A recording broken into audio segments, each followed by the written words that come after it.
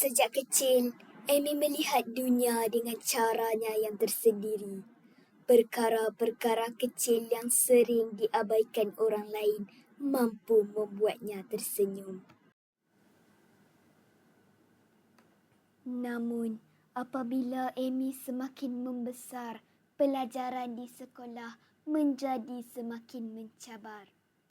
Amy sering berusaha sedaya upaya, tetapi kadangkala usahanya tidak dapat dilihat melalui sekeping kertas peperiksaan.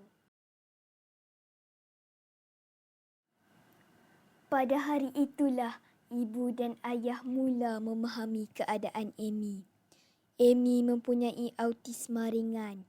Bunyi, cahaya dan keadaan di sekelilingnya sering terasa lebih kuat berbanding orang lain.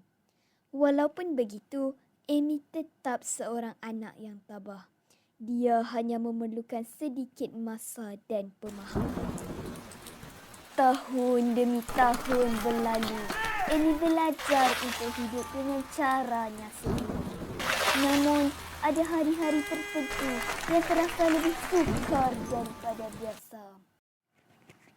Dalam keadaan itu, Amy terdengar sesuatu. Satu suara yang perlahan, satu suara yang tidak didengarkan orang.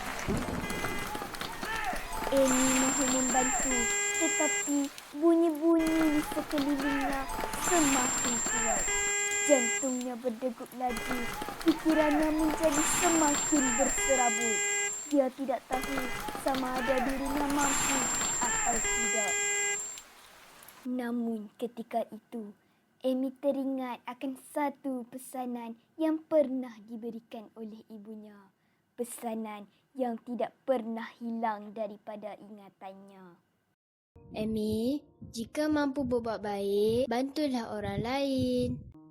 Buat baik berpada-pada. Buat jahat jangan sekali. Amy menarik nafas perlahan. Dia masih takut, dia masih keliru. Tetapi kali ini, dia memilih untuk tidak berundur. Amy cuba mengangkat dahan yang menghimpak mangsa. Amy mula menyusun ranting-ranting kecil di bawah dahan yang kembang. Dia menolak perlahan, mencuba sekali lagi. Kadangkala, jalan penyelesaian tidak memerlukan kekuatan yang besar. Hanya keberanian untuk berfikir dan terus mencuba.